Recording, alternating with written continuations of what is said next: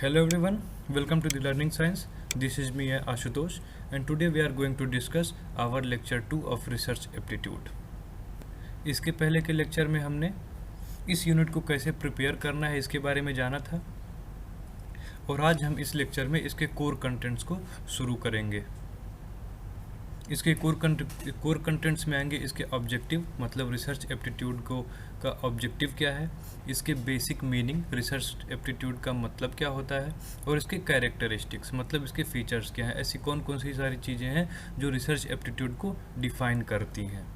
ऐसी कौन सी चीज़ें हैं जिनके बिना रिसर्च इनकम्प्लीट माना जाएगा, वो उसके कैरेक्टरिस्टिक्स या फीचर्स होते हैं। तो चलिए शुरू करते हैं। सबसे पहला है research and it's meaning. The term research comprises of two words, namely re and search. मतलब रिसर्च दो वर्ड से मिलकर बना होता है, री प्लस सर्च। री मतलब होता है अगेन, फिर से। सर्च मतलब होता है टू फाइंड आउट, मतलब खोजना। जनरली री means again and search methods of find out. मतलब इसका क्या होता है कि कोई लिटरेचर या थियोरी जो हमें पहले से मौजूद होती है, हमारे पास होती है, उसको हम फिर से उसमें से कई अपनी नई इन्फॉर्मेशन, नई नॉलेज को ढूंढते हैं और उस नॉलेज अंडरस्टैंडिंग को हम दो तरीके से यूज करते हैं। पहला, या तो अपनी नॉलेज को और बढ़ाने के लिए, अपने अंडरस्टैंडिंग को और कंक्रीट करने के लिए, या इमीडिएट कोई प्रॉब्लम होती है उसे सॉल्व करने के लिए। According to Creswell, research is a process of steps used to collect and analyze information to increase our understanding of a topic or issue. मतलब क्रेसवेल एक स्कॉलर थे, उन्होंने रिसर्च को ऐसे डिफाइन किया है कि एक प्रोसेस ऑफ स्टेप होता है। प्रोसेस ऑफ स्टेप मतलब प्रक्रिया। ये कई सारी चीज़ों से गुजरती है, कई सारे स्टेजेस से होकर गुजरती है। To collect and analyse information to increase our understanding. और ये इन स्टेप्स का यूज हम अपने इन्फॉर्मेशन, अपने अंडरस्टैंडिंग को बढ़ाने के लिए, उसे एनालाइज करने के लिए करते हैं। Research is basically scientific in nature to provide an objective which is unbiased evaluation of data. इस लाइन में दो वर्ड सबसे ज़्यादा इंपॉर्टेंट है, एक साइंटिफिक और दूसरा अनबायस्ड।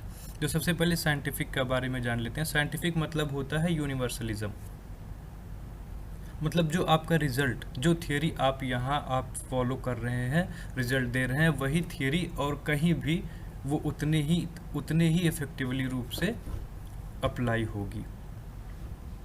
मतलब साइंटिफिक होने के लिए ज़रूरी है उसका यूनिवर्सल होना।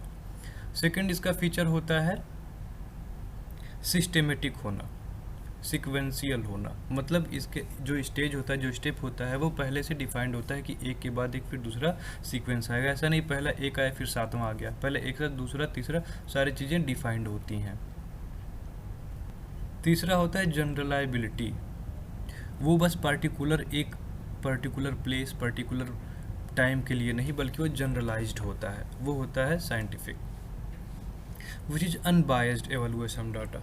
अनबायस्ड मतलब क्या होता है? बायसनेस मतलब होता है बिना प्रोसेस को शुरू किए या बिना प्रोसेस को ख़त्म किए पहले ही डिसीजन दे देना, वो होता है बायस्ड। मतलब आपकी टेंडेंसी किसी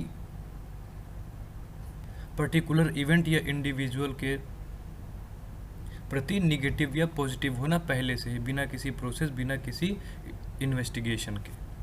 Scientific method is a method in which a problem is identified, relevant data is gathered, a hypothesis is formulated, which is empirically tested. तो बेसिकली ये इसके सारे साइंटिफिक मेथड के स्टेजेस ही बताए हैं, जिसमें सबसे पहले आपको प्रॉब्लम को आइडेंटिफिकेशन करना होता है। मतलब आपको जो प्रॉब्लम है वो है क्या, असल में अपने प्रॉब्लम के नेचर को जानना होता है। दूसरा, रिलेवेंट डाटा इज़ गैदर्ड, और उसको सॉल्व करने के लिए आप जो रिसर्च कर रहे हैं, आप जो डाटा कलेक्ट कर रहे हैं, वो रिलेवेंट है कि या नहीं। जैसे मान लीजिए आपका किसी पार्टिकुलर एक डिकेड में हुए एपिडेमिक या पेंडेमिक, जो भी डिजीजेस फैली हुई हैं, उनसे रिलेटेड डाटा को कलेक्ट करने के लिए कहा गया है। जैसे मान लीजिए 2010 से 2020 के लिए डाटा कलेक्ट करने के लिए आपको कहा गया है। आपने कोई आर्टिकल, कोई बुक उठाया और जिसमें से पहले से ही वो पुरानी डाटा शामिल किए गए हैं 2010 के पहले ही, और उसे ही कॉपी पेस्ट कर दिया, तो उसका कोई मतलब नहीं, वो साइंटिफिक मेथड नहीं कहलाएगा। वो रिलेवेंट बिल्कुल भी आपके रिसर्च के थ्रू रिसर्च के लिए नहीं होगा, तो वो नहीं होना चाहिए।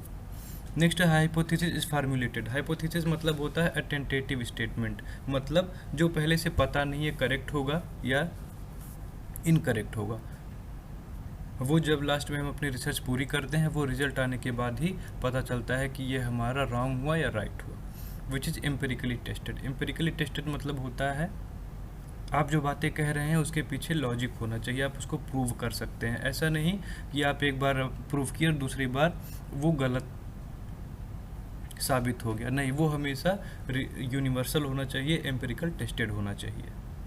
ये थी रिसर्च की बेसिक मीनिंग। मतलब रिसर्च मतलब होता है जो चीज़ें हमें पहले से मालूम है उसमें घुस के फिर से अपनी अंडरस्टैंडिंग, अपने नॉलेज को बढ़ाना। ये साइंटिफिक होना चाहिए, अनबायस्ड होना चाहिए और एक सीक्वेंस में होना चाहिए। नेक्स्ट है हमारा ऑब्जेक्टिव ऑफ रिसर्च। मतलब रिसर्च को करने का ऑब्जेक्टिव क्या होता है।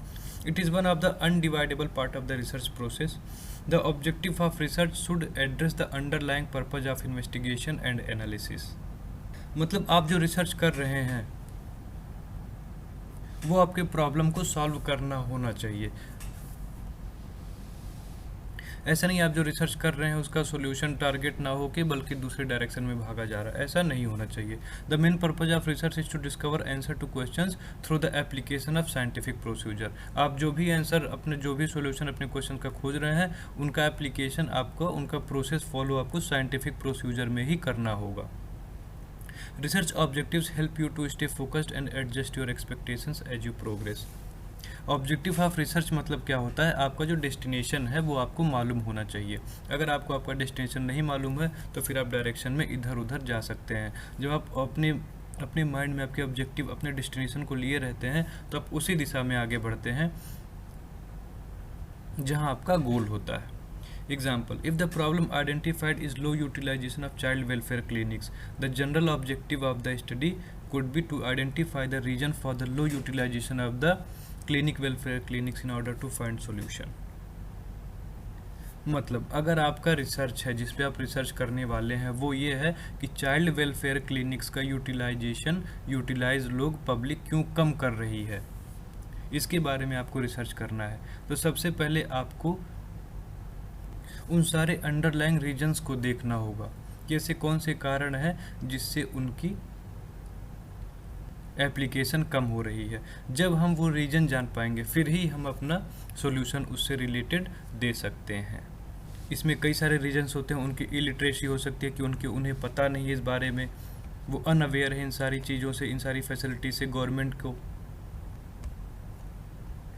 की स्कीम उन तक पहुंच ही नहीं रही है, या फिर क्लिनिक वर्कर्स उनके साथ कोऑपरेट नहीं कर रहे हैं। ऐसे बहुत सारी चीज़ें हो सकती हैं, उनको हम अपने रिसर्च में शामिल करते हैं और उनको डिटेल में एनालाइज करते हैं। ये होता है ऑब्जेक्टिव ऑफ रिसर्च। मतलब आपके रिसर्च को, जो आप रिसर्च कर रहे हैं उसका एम क्या है, उसका डायरेक्शन क्या है। The objectives of research can be summarised as follows. Gain familiarity with a new phenomena. मतलब आप जो रिसर्च कर रहे हैं उसमें कई सारे और नए मेथड, नए सारे इवेंट्स शामिल हो रहे हैं, उनसे आप फेमिलियर होना होगा। और develop new insights into a phenomena. Construct और क्रिएट अ न्यू प्रोसीजर और सिस्टम। इन्वेस्टिगेट सम एग्जिस्टिंग सिचुएशन और प्रॉब्लम। आपके सामने जो प्रॉब्लम्स आ रही हैं, जो सिचुएशंस आ रही हैं, उन्हें आप इन्वेस्टिगेट करना होगा, लेकिन उन्हें इन्वेस्टिगेट इसी हिसाब से करना होगा कि वो आपके रिसर्च के डायरेक्शन में हो, आपके ऑब्जेक्टिव्स के प्रोपोर्शनल ही हो। ऐसा नहीं कि वो दूसरे डायरेक्शन में जाके अब अपना टाइम बर्बाद कर रहे हैं। Review and synthesise the existing knowledge. आपको जो पहले से मालूम है उसे तो आप अपने रिसर्च में लगाएंगे ही, बट उसको आप अपने हिसाब से रिव्यू करके, उसे सिंथेसाइज करके, आपके एक दो थियरी, 3 थियरी जो भी आपके पास पहले से नॉलेज है उन्हें सब निचोड़ के आप इसमें आपको अपने रिसर्च में उसे लागू करना होगा। द एक्चुअल रिसर्च में इनकम्पास वन और the combination of any of the above objectives. इसका ये मतलब हो कि ऐसा जो आप रिसर्च कर रहे हैं उसमें ज़रूरी नहीं कि बस एक ही ऑब्जेक्टिव लेके, इनमें से कोई एक ही ऑब्जेक्टिव लेके आप अपना रिसर्च कर रहे हैं, नहीं, बल्कि आप अपने रिसर्च में 2 या 2 से अधिक कितने भी आप ऑब्जेक्टिव उसमें शामिल कर सकते हैं, ये आपके ऊपर डिपेंड करता है। लेकिन हाँ, वो ऑब्जेक्टिव आपका क्लियर होना चाहिए, एक दूसरे से डायरेक्शन में अलग अलग नहीं होना चाहिए, बल्कि वो आपके एक ही डायरेक्शन में होना चाहिए। वरना आप अपने एक ऑब्जेक्टिव को पूरा करने में जाएंगे तो दूसरी की तरफ अपोजिट डायरेक्शन में वो आप भागने लगेंगे। ऐसा नहीं होना चाहिए, आपके सारे ऑब्जेक्टिव्स एक ही गोल के लिए एक ही डायरेक्शन में होने चाहिए। नेक्स्ट हमारा कैरेक्टरिस्टिक्स ऑफ रिसर्च, मतलब फीचर्स ऑफ रिसर्च। ऐसी कौन सी सारी चीज़ें हैं जिन्हें जो शामिल होकर रिसर्च को एक यूनिक प्रोसेस बनाती। तो हम इसमें देखते हैं, सबसे पहला है objectivity. It means research is without any bias. Research की सबसे पहली फीचर यही होती है ऑब्जेक्टिविटी, मतलब इसमें कोई बायसनेस नहीं होना चाहिए। जैसे मान लीजिए आप एक रिसर्च करने जा रहे हैं कि किसी एक पार्टिकुलर टाइम पे या प्लेस पे जहाँ इलेक्शंस होने वाले हैं, वहाँ आपको रिसर्च करना है कि कौन सी पार्टी इस बार, कौन सा कैंडिडेट वहाँ जीतेगा, किस पार्टी का। तो आप ये रिसर्च करने फील्ड में जाएंगे, आपको डाटा कलेक्ट करना होगा, तो वो बायस्ड नहीं होना चाहिए। मतलब जैसे मान लीजिए अगर आप पहले से बायस्ड हैं, मतलब आप किसी पार्टी के सपोर्टर, आपको लगता है कि उसी को जीतना चाहिए, तो आप उस पार्टी के किसी लीडर के असेंबली में चले जाएंगे, उसके रैली में चले जाएंगे और वहाँ उन्हीं सारे 10-15 लोगों को पकड़ के पूछने लगेंगे कि बताइए कौन सी पार्टी जीतेगी। तो वो तो उनकी रैली में गए, उनके सपोर्टर हैं, तो वो तो अपने लीडर को ही बताएंगे। तो वहाँ आपका ये जो डाटा कलेक्शन हुआ वो बायस्ड रहेगा, ना कि अनबायस्ड रहेगा। आपको अनबायस्ड रखने के लिए पूरे असेंबली में घूम घूम के न्यूट्रल लोगों से, जो कि कॉमन लेमैन होती है, उनसे आपको डाटा कलेक्ट करना होगा, जिससे आपका रिसर्च आपके रिसर्च की ऑब्जेक्टिविटी बनी रहेगी। नेक्स्ट है reliability. Reliability in the context of research is consistency. Consistency मतलब होता है रेगुलरिटी, मतलब आपका जो रिजल्ट आया, एक बार जो रिजल्ट आया वही आपका दूसरी बार भी आना चाहिए, वो सेम ही आना चाहिए। ऐसा नहीं कि आप पहली बार रिजल्ट ए ला रहे हो, दूसरी बार आपका रिजल्ट बी आ रहा है, ऐसा नहीं। आपका रिजल्ट हर बार ए ही आना चाहिए, मतलब वो यूनिवर्सल जनरलाइबल होना चाहिए। नेक्स्ट है validity, means that research must be unbiased and free from a systematic error. आपका रिसर्च वैलिड होना चाहिए, उसमें किसी एरर की ज़रूरत नहीं होनी चाहिए। Credibility, the use of best source of information and the best procedure in the research. Credibility word credit word से बना है, मतलब आपको क्रेडिट क्या दिया जा रहा है। जैसे होता है ना ग्रेड मार्क, आपको 10 में कितने ग्रेड मिले, आपको 10 में से कितने क्रेडिट मिली, और ये डिपेंड करता है आपके सोर्स ऑफ इन्फॉर्मेशन पे, जो बेस्ट प्रोसीजर से फॉलो किया गया है या नहीं। जैसे मान लीजिए आप अपना रिसर्च कर रहे हैं, तो आपको जाके फील्ड में आपको डाटा कलेक्ट करना होगा, बट आपने ऐसा नहीं किया। आप अपने रूम में बैठे और आपने कई सारे आर्टिकल्स उठाए और उसमें से डाटा निकाल के अपने आर्टिकल में बिना किसी को क्रेडिट दिए कॉपी पेस्ट कर दिया। वो आपका क्रेडिबिलिटी नहीं है, वो आपको क्रेडिबिलिटी नहीं देगी, बल्कि वो आपका नेगेटिविटी देगी। और ऐसा एक्ट आपके प्लेगरिज्म में आता है, जो कि रिसर्च में बहुत ही गलत माना जाता है। मतलब आपका सोर्स जो है वो ज़्यादा प्राइमरी डाटा से होना चाहिए, और आप जो भी सेकेंडरी डाटा ले रहे हैं उसका सोर्स आपको देना होगा अपने आर्टिकल या अपने थीसिस में, जो भी आप लिख रहे हैं। Generalizability, it is closely related to validity. It refers to the degree to which research findings can be applied to a larger population. Generalizability मतलब होता है किसी एक पर्टिकुलर प्लेस, स्पेसिफिक प्लेस पे ना सीमित होके, बल्कि ये पूरे हर जगह लागू होना चाहिए, अप्लाई होना चाहिए, वैसा रिसर्च होना चाहिए। Systematic, for a research to be effective it has to be systematic. Systematic होता है पहले से प्लान्ड, पहले से जो सारी चीज़ें दी गई हैं बस उसी के अकॉर्डिंग हो रही हैं, एक सीक्वेंशियल फॉर्म होना चाहिए इसका। Replicable, the results of the research to be verified by replicating the study.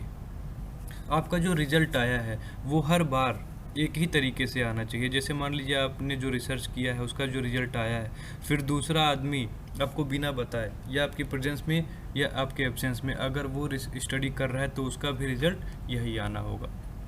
Logical, it implies that research is guided by the rules of the logical reasoning. आप जो रिसर्च कर रहे हैं उसके पीछे आपका जो आउटकम आ रहा है, जो आपका रिजल्ट आ रहा है, उसके पीछे एक लॉजिक होना चाहिए। ऐसा नहीं कि बस आप हवा में ही बोल रहे हैं, सब एब्स्ट्रैक्ट है एकदम, आपका जो मन में आ रहा है वही लिख दिए। आप जो भी बोलिए उसको प्रूव करने के लिए आपके पास स्टेटमेंट्स होने चाहिए, लॉजिक होने चाहिए। तो ये थे इसके रिसर्च के कैरेक्टरिस्टिक्स जो रिसर्च को एक कंप्लीट साइंटिफिक प्रोसेस बनाती हैं। तो ये थी कैरेक्टरिस्टिक्स। आप इसकी जो भी हेडिंग्स हैं जैसे ऑब्जेक्टिविटी, रिलायबिलिटी, वैलिडिटी, ये आपको नोट करना होगा, याद करना होगा, क्योंकि एग्जाम में ऐसा हो सकता है कि पूछ they which of the following are the characteristics of research. तो आपको ये याद करना होगा और उसमें से जो भी ऑप्शन आएंगे आपको उसमें से टिक करना होगा। तो आज के हमने अपने इस लेक्चर में इसके कैरेक्टरिस्टिक्स, इसके बेसिक मीनिंग और ऑब्जेक्टिव के बारे में देखा, जो इसकी बेसिक इन्फॉर्मेशन थी। और आगे के लेक्चर्स में हम इसके टाइप्स ऑफ रिसर्च, इससे related variables and scales for measurement और कई सारे टॉपिक्स हैं जिन्हें हम डिटेल में पढ़ेंगे। तो फिर एक नए टॉपिक को लेके हम मिलते हैं फिर अपने नए लेक्चर में। तब तक के लिए थैंक यू।